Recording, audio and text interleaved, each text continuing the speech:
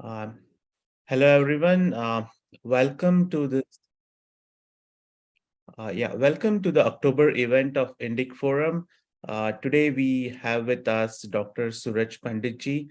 He's a trained archaeologist, academician, and a very active researcher in the field of Indian arts and archaeology. He has lots of research publications under his name, and under his leadership, the department has contributed a lot to the Mumbai University academics.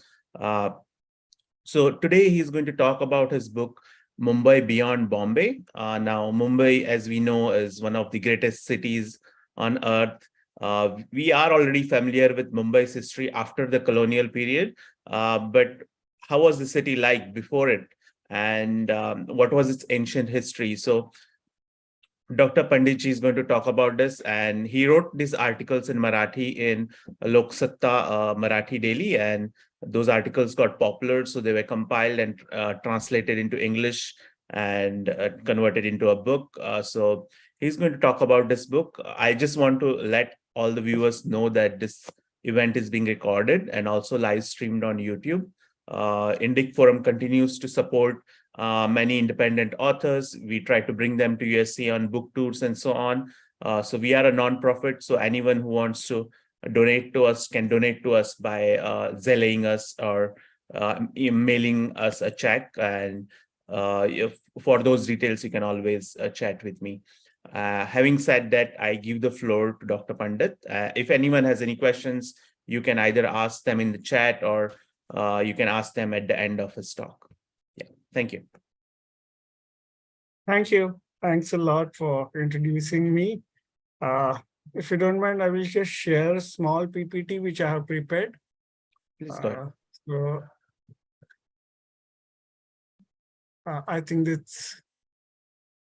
I'm sorry. Yeah, this is not the slide. I'm sorry.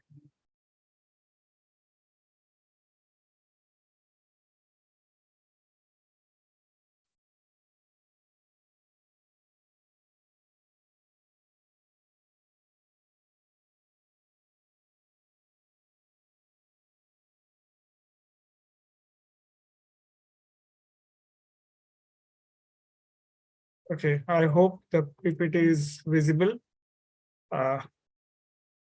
Yes, it's yeah, my greetings to all of you. And I would love to talk about this book because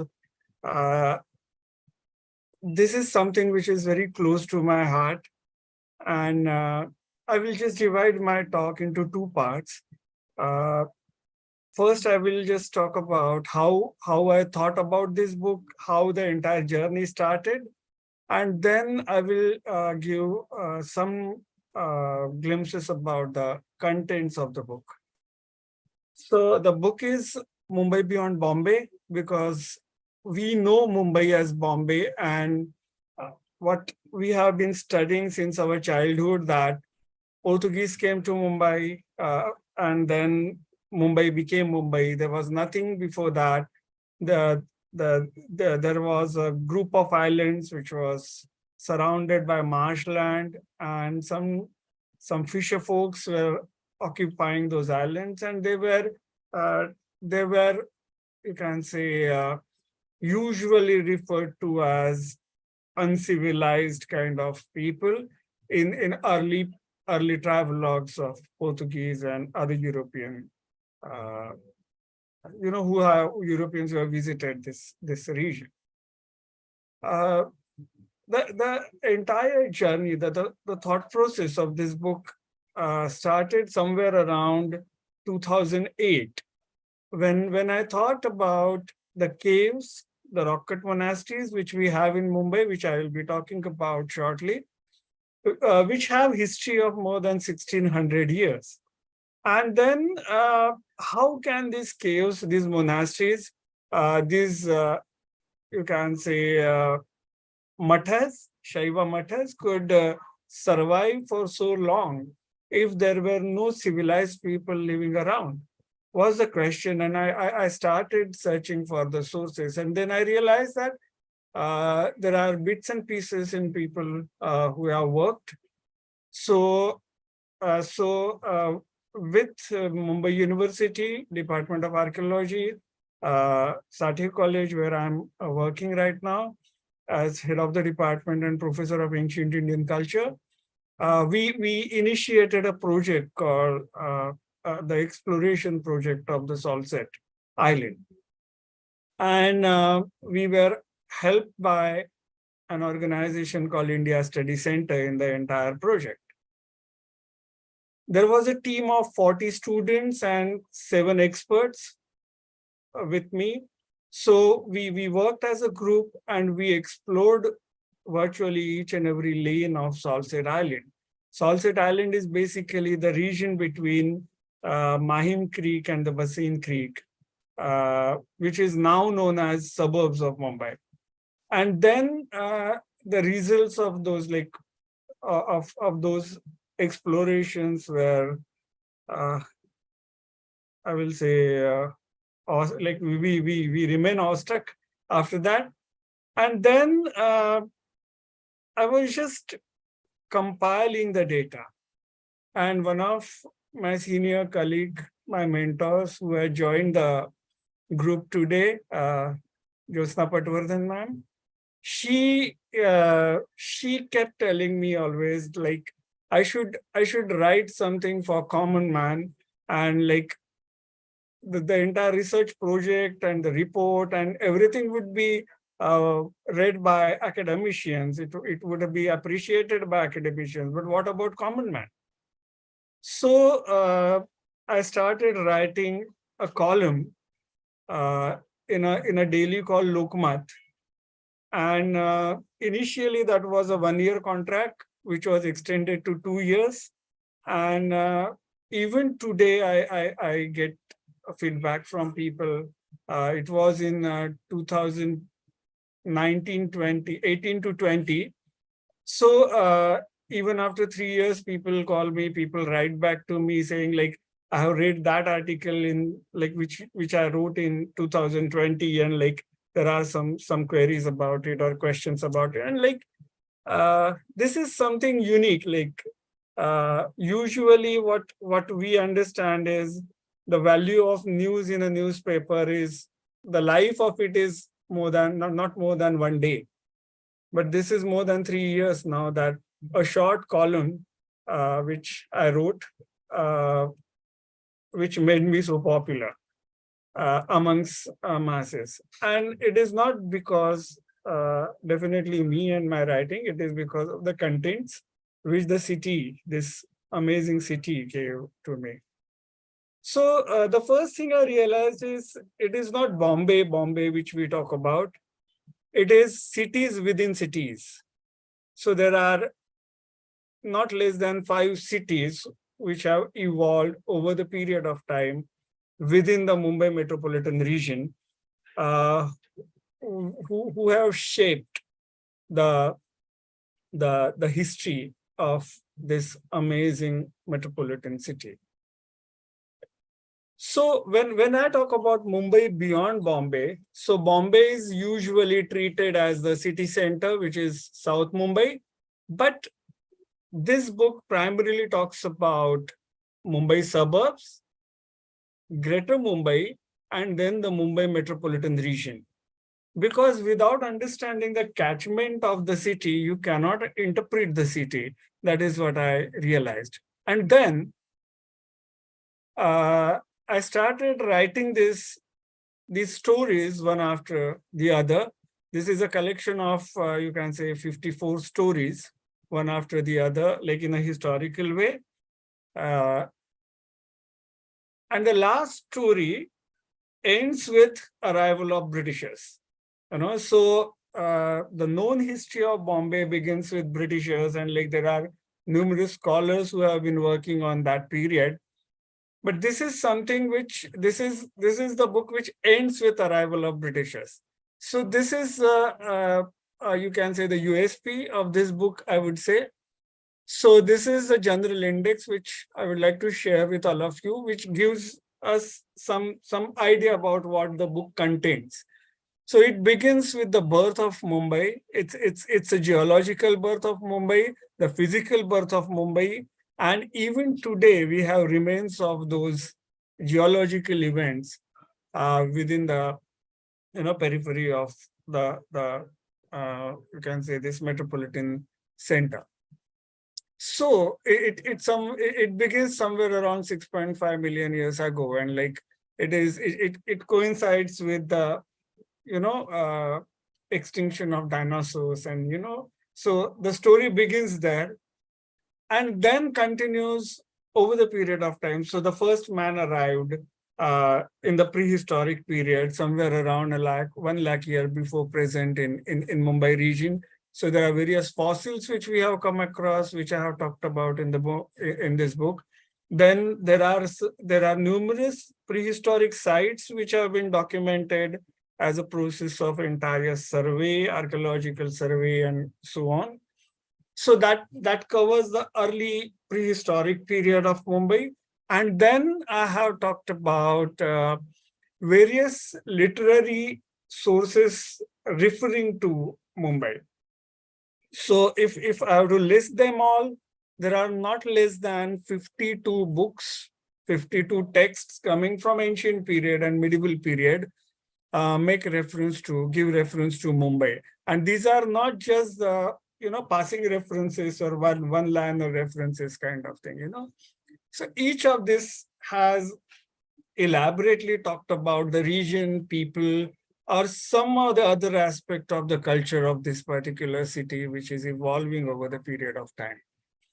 So these are the literary sources which I dealt with, primarily coming from Sanskrit literature, Prakrit literature, Pali literature, and then also the travelogues coming from Chinese travelers like Xuanzang, then Arabic travelers, some Roman citizens who have visited uh, in the early centuries of the Common Era to this particular region, and they have described the city to some extent.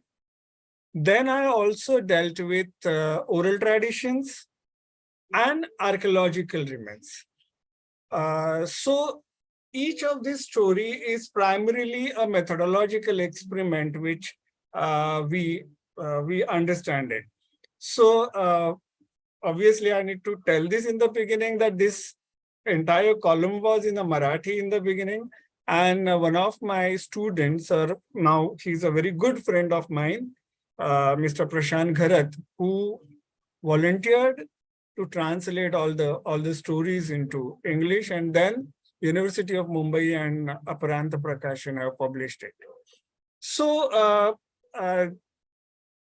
we deal with such things in the uh, uh,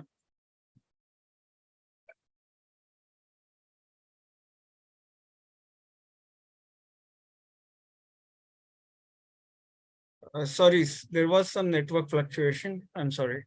Yeah, so I deal with these kinds of evidences coming from geological history of Mumbai. Like this is Gilbert Hill in the western suburbs, called one of the western suburbs called Andheri, and this is Uttan Dongri, which is in the northern side of the Salsette Island near Bhayandar. So these are the columnar basalt, and like we like I talk about formation of this, and like what must be the climatic conditions, and so on and so forth. Then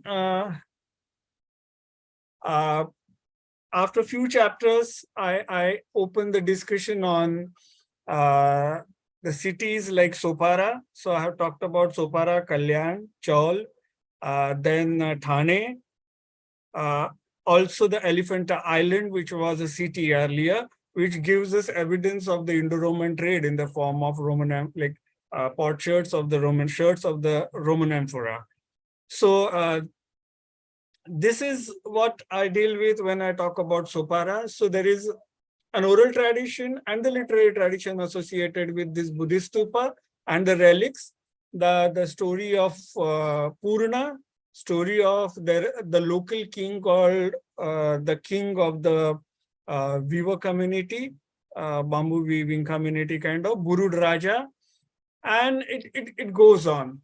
I also talk about the first phase of urbanization, how the scripts were introduced. This is the evidence of Ashokan edict, edict of King Ashoka the Maurya coming from Sopara. And then there is a depiction, a small depiction of double-humped camel that is also known as Bactrian camel from Kaneri. Like this depiction comes from the cave number 3 of Kaneri. Then I start joining these dots and giving the complete picture about the trade and trade routes, how Mumbai has been like it was emerging as a hub on the one of the offshoots of Silk routes. So that is how the first few chapters deal with I deal with. So then I begin with the outcome of the entire prosperity, how prosperity resulted into creation of the material culture. Like there are caves, rocket monasteries, then there are the ashramas which have been created in the form of caves. So there are Buddhist and Shaiva monasteries which we see. So among Buddhist monasteries, we have Kanheri, Magatne, Mahakali, and among Shaiva, we have Yogeshwari, Elephanta, and Mandapeshwar. Now, to give you a general idea, uh, how these monasteries are placed, So if you understand this as a map of Mumbai metropolitan region, it is interesting to see that there are more than 220 caves within the Mumbai metropolitan region. And I think that is the highest density of caves. So if I were to give the statistics to you, it is more than 220 caves, 17 prehistoric sites. Then if I have to say there are around 15 forts within the Mumbai. And if I have to talk about Mumbai metropolitan region, there are more than 50, around 52 forts which we have. And then we have surveyed the region to identify the remains of older, like pre-British, pre-Portuguese, pre-colonial era archaeological remains, and the stray antiquities have been identified, and the number of those stray antiquities goes beyond 1100. So it's a huge quantity of antiquities coming to us from this region. So if I were to say these are the Buddhist caves, which we talk about Magatne, Padan, Mahakali, Kaneri, Jivdani, and Lonad from like which I have been talking about in this book. Then comes the group of Shaiva caves, Mandapeshwar, Jogeshwari, and Elephanta.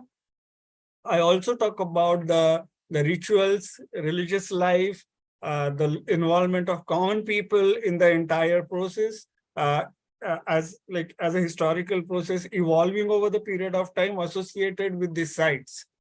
Then I also talk about commercial centers like towns, port towns of Sopara, Kalyan, Thane, and Chaul.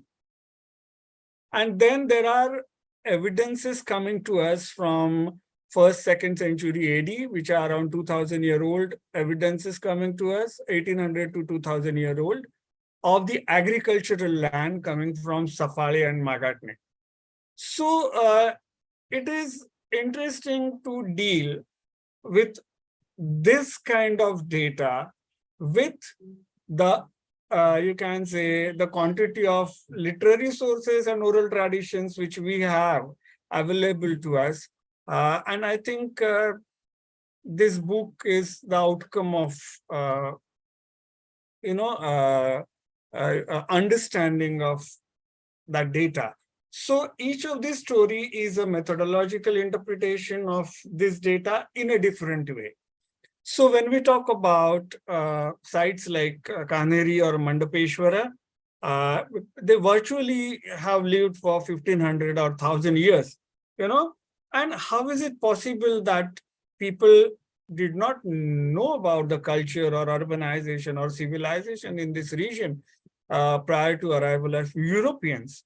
And that is the question which I'm raising in this book. These are the sculptural masterpieces which I talk about in this book. So there are two separate stories which are dedicated to these two sculptures. This sculpture is basically of a Buddhist deity called 11-headed Avalokiteshvara, the Bodhisattva Avalokiteshvara who has 11 heads. And this is the earliest known stone image, or this is the earliest known image of this deity in the world. And this is coming from cave number 41 at Kaneri. And the other beautiful sculpture which we see here is of the Sadashiva Murti, which is popularly known as Baradevi from Parel region of Mumbai. So I have tried to give the cultural context of both the sculptures, and also I have talked about the philosophical and religious and spiritual traditions associated with this. I also have dealt with the cult of Brahma, which was very popular. So these are the two masterpieces again coming from 10th century. So this Brahma comes from Sopara and this Brahma comes from Thane. These are the outcome of the classical, you can say, golden age of Mumbai. Like if I had to say, under the leadership of kings called Shilahara, dynasty called Shilaharas. So they have produced such masterpieces, and I'm talking about more than 1,000 sculptural fragments and architectural fragments, contemporary to this, and none less than like aesthetically more or less equal to these sculptures which we have found. Then I also have dealt with a very old industry associated with Mumbai, and that is a salt making industry. There are various villages associated with salt making, and one of the villages called Lavane Tata in one of the inscriptions, which is now known as Lonad. And we have around 1,000-year-old temple remains in the Lonad village, which is basically associated with salt production and salt trade, because that is known as Lavane Tata, and Lavana is salt, as we understand. So from these references of from the place names, from inscriptions, from literary sources, I try to reconstruct the history of salt making, like salt industry in Mumbai, and it definitely goes back to 1100 years. So there is an entire chapter, entire story, dedicated to the salt industry in ancient Mumbai. Then I also deal with Ambarnath temple. There is an inscription, interesting inscription in the temple of Ambarnath, which is 11th century temple in the vicinity of Mumbai, where there is a reference of a king, a legendary king called Bimba. And this King Bimba has been treated as a legendary king for last decades, so many decades. As it was said that there was no evidence of historical evidence in any form of this king. So I was referring to an archaeological project which we undertook in Mumbai, where we have found this inscription, a broken inscription, but a fairly preserved one, which refers to Mumbai as Mahim Bimbasthana. And that is one of the evidences suggesting us that there was probably a historical king called Bimba. And I have tried to establish the family of Bimba, the association of family of Bimba with temple at Ambarnath, because there is one name which occurs as one of the, you can say, one of the influential officials, officers in the court of the Shilahara king, whose name is Bimba. So probably this Bimba, which I am referring to as a legendary king, which is being mentioned here as the king of Mahim or king of Mumbai, probably belong to the same, belong to the family of the same Bimba who was politically very influential in the Shilahara court. Probably after fall of Shilaharas, this regional dynasty has emerged. I also dealt with in one of the stories about the Jain association with Mumbai, which is not usually talked about, very neglected kind of part of the Mumbai history. So I have talked about the Jain history of Mumbai of last 1800 years, and then also talked about the Agashi Tirtha, which is near Sopara, and the story, and then the bronzes which we have found there, and then the inscriptions on the bronzes, and the historical context of that, and and also the oral traditions associated with this, you know. So it's basically there are multiple type of sources coming together to narrate the past, narrate the history of this city. There is one interesting story I have narrated in this book, and that is of the goddess Vajreshwari in the region. And it was believed that the Vajreshwari is a late medieval goddess, as this is the Vajreshwari temple, and it is associated. It is primarily constructed by Marathas in 18th century. So people used to believe that it is the Maratha period deity. But the studies which I initiated in this book, it talks about the pre-Maratha history of this temple.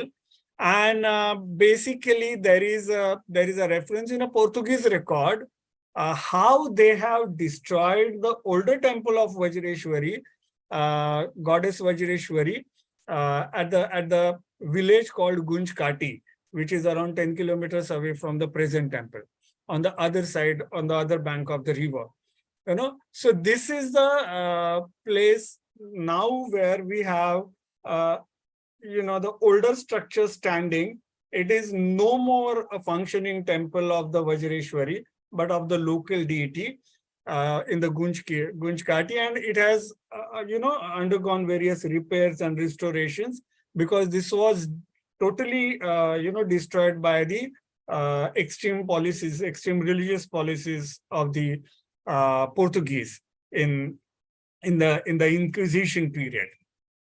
So how this Vajreshwari came into existence? So there I have also got some of the references of Natha Sampradaya, where there is a Shaiva tradition of Natha Sampradaya, we know, and they have a very strong literary traditions maintained in their mathas. So I came across some of the references how this deity was being assimilated into the mainstream of Hinduism and being given the status of the goddess Parvati. And then comes the entire Mahatmya tradition of Vajreshwari associated with it. So we could actually put the entire historical evolution of goddess Vajreshwari from 11th century to 19th century AD over the period of time, based on literary, archaeological sources, as well as the oral traditions existing in that particular region. I also talked about navy, which the kings who ruled over Mumbai, they had at one point of time in this book. So usually we believe that the navy is a gift to Indians from Europeans, but which is not so, because we know about Rajaraja Chola. We know about some of the kings who have traveled far away. Going beyond that, we know that even in the Indo-Roman trade, our traders used to go far distances. Then we must have some kind of structure like navy defense system available to us. And then I talk about such evidences coming from the hero stones or some sculptural fragments, which help us to reconstruct the naval history and to prove that we knew about seafaring as well as the defense and like securing our own boundaries on sea in a very systematic way.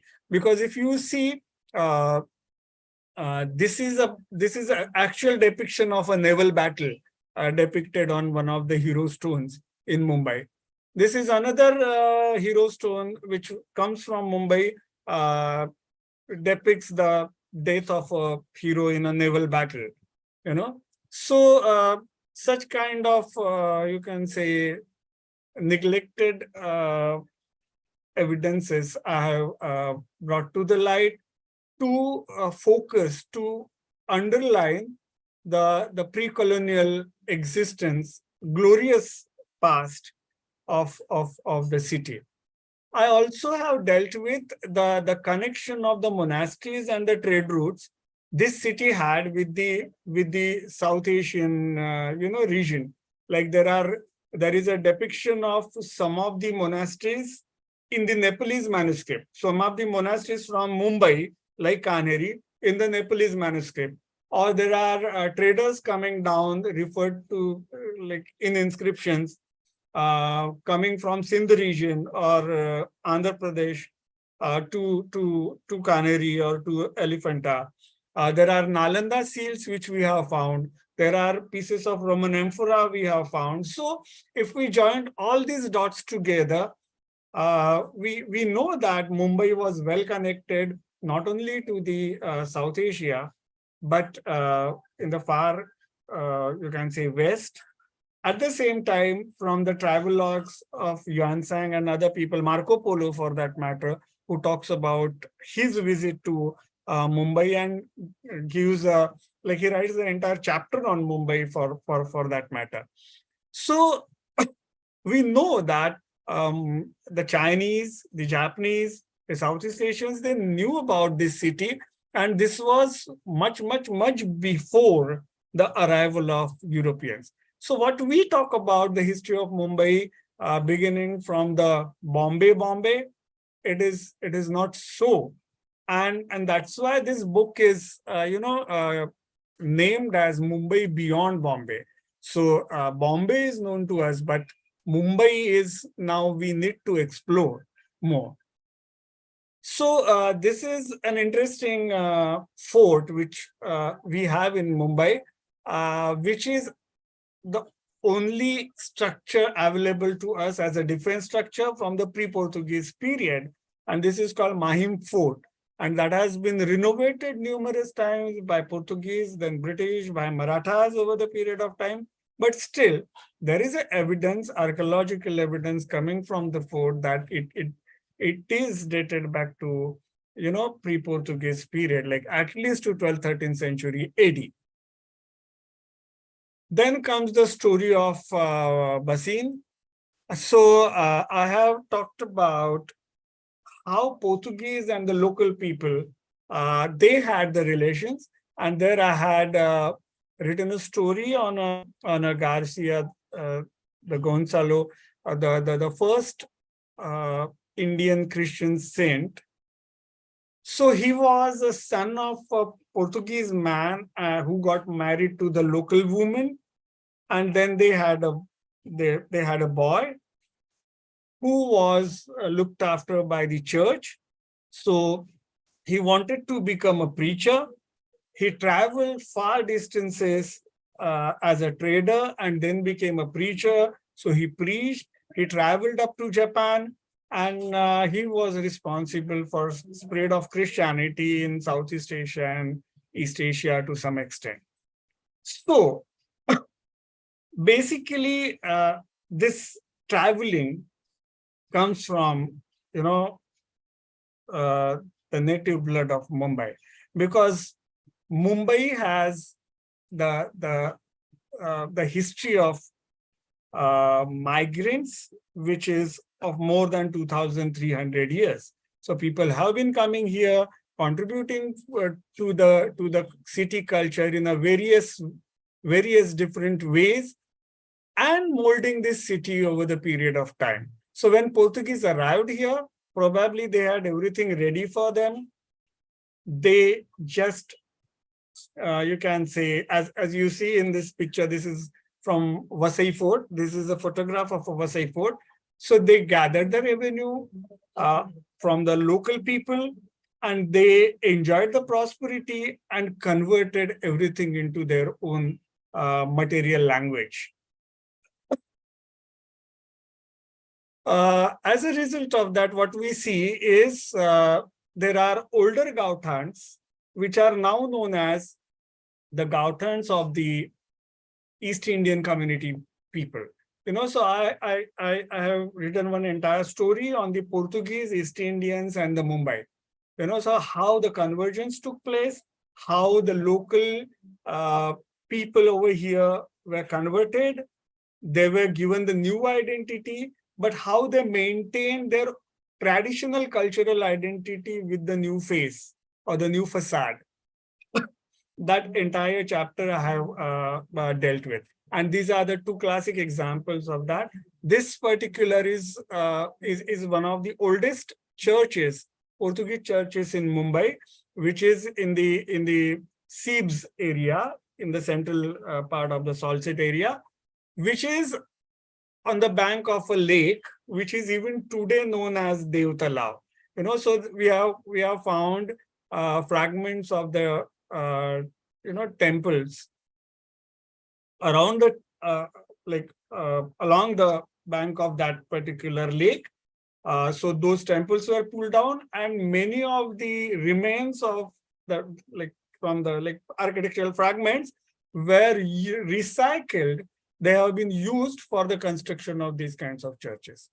So this data also I have talked about.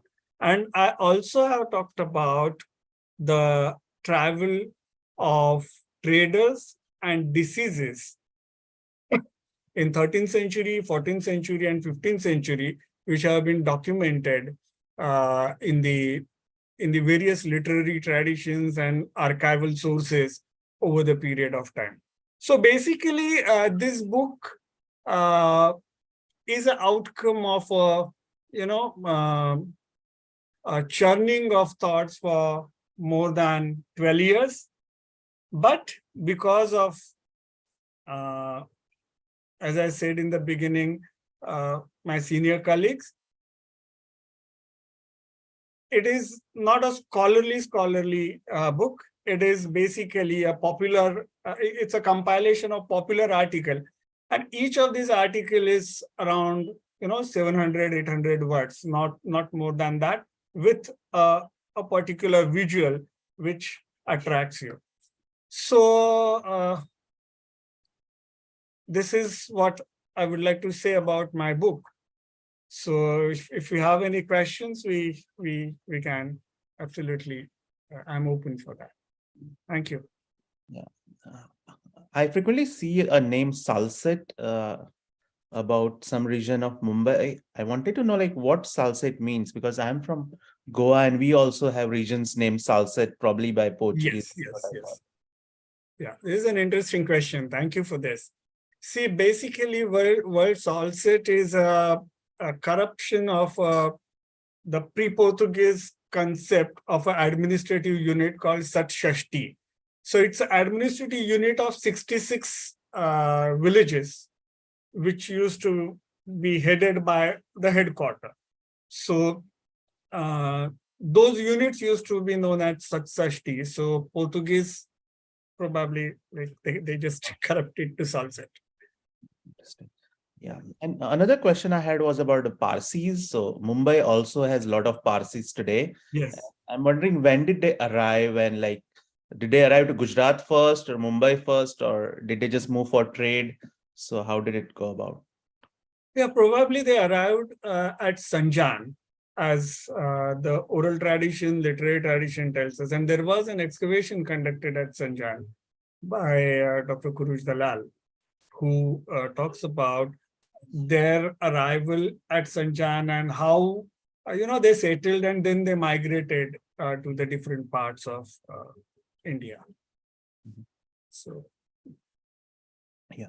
And what about the communities of ancient Mumbai region? I know that Koli community is one of the major ones, but when we look at the caves, these caves are so big, so hundreds of people must have worked on these caves. And when you have those many people, you need other occupations to support that. those workers, right? You need, if you have a port, then you probably need shipbuilders, right? Those who can fix ships and so on. So it looks like there should be a pretty large industry and proper cities and other communities as well. So can you talk about that a little? Yeah, there are various communities. Like as even today we know about, like there were Jews living. There were Indian communities among those you have Vadwals, which are locally known as Vadwals. So Somomoshi Kshatriyas. Then you can say Pathare Prabhus, which is another popular community. Then you have Samavedi Brahmins. So the references to these communities, they come from 12th, 13th century onwards. And there is Avesh Jainji has written Agri community, yes, because they were closely associated with salt making and salt industry. But apart from this, there are inscriptions which talk about communities associated with temples, communities associated with tax collection, community associated with agricultural activities or administration to maintain law and order. So to even defense to some extent. So this information is definitely available to us, and yes, like at least for last 1200 years, we can talk about which communities, who were the major communities living here, you know. Okay, does anyone from audience have any questions? I see Indy has their hands up. Yeah, please go ahead and ask your question. Yeah, thank you, Panditji. Thank you for the great presentation on the book. My question was regarding, is there any reference in your book or even like other research about the road system or the travel system between the seven islands, Salsette, Vasai, Thane, and then Raigad? Like, was there a lot of transport? Like, what was there any mention of transport systems? Was it all boat or were there like roads that are preserved today? See, basically, this entire network was connected by roads and the ferry system, so which was very prevalent till 19th century AD, and I have given references to those in the book. So it's a network of ferry and road. It's a combination of that. Okay, thank you. Yeah, I think someone from iPhone has their hands up. Yeah, please go ahead and ask your question. Hi, I'm sorry, I probably didn't change my name. This is Kaushik Shah, and I'm sorry, I'm in my car. I'm going to work, but this is so interesting that I could not afford to miss it. Thank you so much, sir. I did miss a little bit of the initial part. Is there a way I could maybe get a recording or something, and then I'll probably order the book as well, but I need to look at the recording first. Yes, so everything is recorded, put on YouTube and also our great. Substack. One last question. If so, the thing is this: 400 years back, when the Portuguese they arrived, like the East India Company, they, unlike like how people migrate from India everywhere in the world, we sort of kind of contribute to the community financially, religiously, whatever, but we don't try to convert people. So I wanted to know, like in the 1600s or 1550, whenever they arrived, what was it different about them, or what was lacking in our Sanatan Dharma that people were able to get convinced to convert easily, is my question. If I try to do it today to other people, I will get a pushback so bad that I will... doesn't, I'm sorry to interrupt, but the evidence doesn't seem to be that the local people were convinced for conversion. Because, like when we were working in the region, we have evidence of not less than 17 temples of the Bhumija style, which existed in this region, which were pulled down forcefully. And like what we come across is, bits and pieces of those. But see, as an archaeologist, I can say, like if I find the piece of a door frame, I can reconstruct the dimension of the entire temple, because we know, we know the system, we know the tradition, and like what we call it as a talamana. So those were the huge temples, and not less than 17. 17 is a big number for a city like Mumbai. Yes. So Yes. so you can imagine if within 50 years, 17 temples were pulled down, and by using those debris, 23 churches were constructed. I don't Yes. see this is a like a method of conversion by convincing people. Forceful. I don't see that. The evidence doesn't support. But there for me. wouldn't be any ruler or king or somebody who would not allow all this? They were the rulers. No, I mean, when they arrived, like, but anyway, yeah, I'll have to do my extensive research before I ask you. Thank you so much for your answer. Welcome. So what were the other equivalent like port cities? Can we call Mumbai, ancient Mumbai, a port city? Do you agree with that? Yes, it is basically not one port. It is a group of ports. It's a group of ports together formed one city. Like as I said, Sopara, Kalyan, Thane, Chaul, Elephanta, they together gave the Mumbai metropolitan region, which ultimately resulted into the birth of Mumbai as Mumbai in around, you can say, 8th, 9th century AD. Yeah, and if we compare like the other ports in India at that time, equivalent time period, where do you think Mumbai was? Like, was it like more populated, more prosperous, less, or yeah, I'm just trying to See, get an idea. Mumbai region has the highest density of ports for last 2,300 years. Because there is a text called Periplus of the Erythraean Sea, which is written by an Egyptian navigator who was a Roman citizen, who probably came to Mumbai. So that talks about the metropolitan nature of the Mumbai city itself. He talks about so many smaller ports around Mumbai, and it's first century AD. So it's 1900, 2000 years before present. So I think this highest density of ports makes Mumbai. I see. Yeah, but then also it surprises me as like how come we don't know about this rich history? Because port cities are like they have very good histories. Typically, we really understand their ancient history, whether it's London, like Paris, or even Chennai or Kolkata, for example, right? So these are like big names, and we know their ancient history as well. And we typically are well aware that even before British, they were prosperous and major regions. But when it comes to Mumbai, it almost like the British came and there was a city called Bombay, right? I mean, that's like the popular cultural image. Is it because like the rapid prosperity post, like in the last 200 years or something else? I don't know the answer. No, probably we were told that let there be light, and there was light. And we believed in it. Okay. Because the prosperity which I see 1,000 years before present was amazing. I can tell you the interest rate in the banking system in 10th and 11th century AD were 13% and 14%. So I think those were quite high.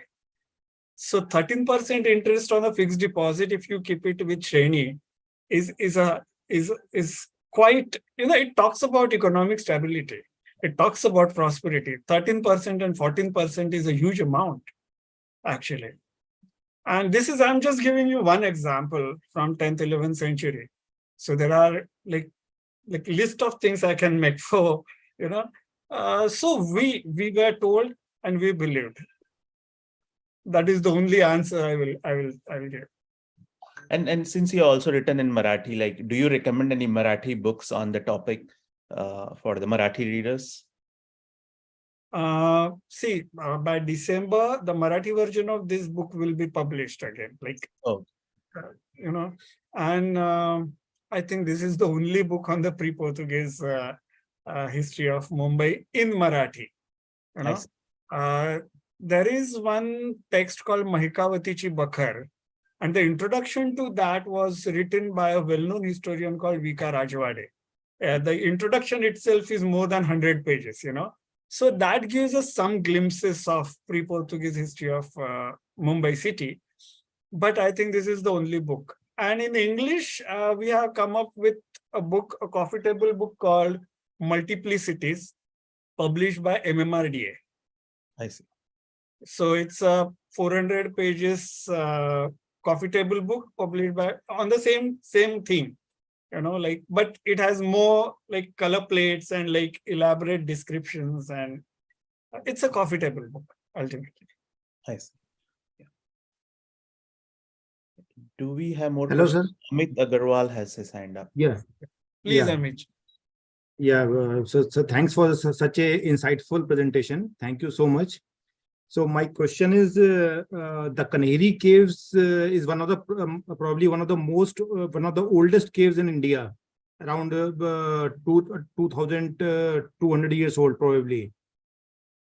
So my question was how they came into being, and what came first, Hindu temples or Buddhist monasteries?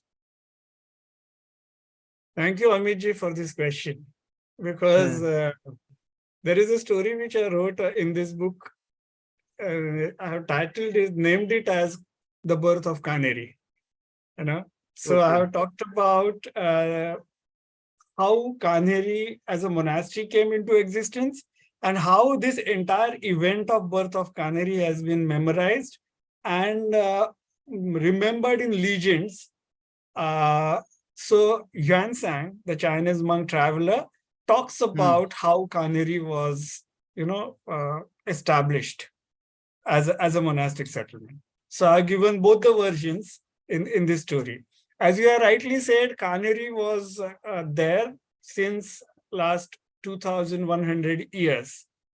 Though it is not the oldest known man-made cave in India, because the oldest known man-made cave comes from Barabar in Bihar near Bodh Gaya. And that is from the Mauryan period, because we have inscription of King Ashoka and his grandson Dasharatha in those caves. So around 200 years after that, we have Canary emerging up. And it's an interesting story to understand, because it's a very complex situation, how monks from Sopara and Kalyan, they were migrating to Canary, and like it was a temporary residence, and like gradually evolved into the permanent resident, and the monastic foundation was laid down in 1st century BC. So I think the slide which you was looking at behind me as a background is from Canary, and it talks about some early caves. So is it true that Greeks influenced the temple temple architecture, both of Buddhists as well as Hindus? And before the Alexander came, there was no temple and monastery? Very tolerantly, I can say they are free to believe in that, but I personally don't. Means? Sorry, just sarcasm popped up. See, I do not see any influence on coming directly from the Greek, structures, because every religious structure has its own foundation, philosophical and ritual foundation. So every religious structure is a ritual space, and you cannot just adopt rituals from other religion just to satisfy your philosophical or religious needs or spiritual needs. So you cannot have architectural influences traveling. You might have influences on the art style. So sometimes you get a particular type of hairdo or costume or ornaments, kind of, but you won't get exactly copied structure. Like mosque should look like a mosque, temple should look like a temple, because each of this religious architecture has its own, visual language. So you cannot just adopt one element from like from some structure to the, fulfill the needs of other structure. So technically, theoretically, it is impossible. And that's why I said, I don't believe in it, because theoretical foundation doesn't allow me to believe in this. But yes, there are some scholars who insist that this has happened, but that is their opinion. But in the late Vedic period or even in the peak of Vedic period, did we have temples at that time? Not for the Vedic gods, at least we know. We see, archaeology tells us that if there is no evidence, we should not we should not decline the possibility of having it. That is the one of the principles in archaeology. So as we don't have evidence, I will just say there is no evidence for the mainstream gods. But yes, in the later Vedic period, we have references to the temples of demigods like Yakshas, Ganas, So their temples are available in the epics, Ramayana and Mahabharata. We have references to such temples. I don't know how to. Yeah, I think. Okay. Thank you so much. Thank you so much. Thank you. Vijay Nilkeniji has their hands up. Please go ahead and ask your question. Vijayji, do you want to ask your question? You are on mute. Mute, yeah, okay. Can you hear me now? Yes. Okay. Yes, Vijay, please.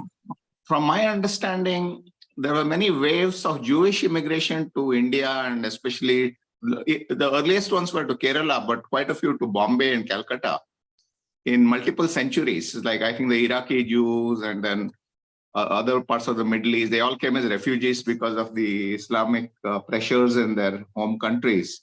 And so many of them have contributed a lot to Bombay's development. Does your book look at that, or are you only looking at ancient Bombay? I'm looking at ancient and pre-Portuguese medieval Bombay. So I have given a reference to Jews in the text, and I have given a reference to Jews with reference to they are being referred to as Shanivar Teli. So it is their occupation. So they settled here and they were involved in kind of like they were oil pressers, so oil producing industry. So they used to produce oil, and like on Saturday, I think like they had some connection with they used to start their they did not used to work on Friday and they used to work on Saturday. So the local tradition used to call them Shanivar Teli. So that is Saturday oil pressers, and it's a very strong tradition in Konkan also. So I've given reference to them when I talked about the communities and the occupations. And obviously the history of that goes back to at least to 12th century, as I understand. Okay, thank you. Thank you. Yeah, we're almost at time. So I'll ask one last question. So you Please. also showed the statues of Brahma and you spoke about the cult of Brahma. Is it something like unique to Mumbai, or is it something, or was it a general trend during that period across India? There are numerous sculptures of Brahma which have been reported from that period across the subcontinent, Indian subcontinent. But the density of sculptures of Brahma which we find in Mumbai is amazing. There are 7 such sculptures we have found. And 7 is a big number. And if you see, each of this sculpture is not less than 5 feet high. So it's a full-fledged image. And so I think it's a unique cult. And there is a research paper, wonderful research paper written by Dr. Kumud Kanetkar on the cult of Brahma in and around Mumbai in this period. So I refer to that as well and some of my writings. Yeah, and rest of the Konkan, I mean, I have noticed that there is this statue called Vetal or Atisang Bhairav. Do you see those sculptures or statues as well in Mumbai? We don't have those statues, but the concept is definitely there because again, like it is like you have asked this question at a perfect time because this would be a wonderful conclusion. So Mumbai is the city which gives you 3-layer cultures.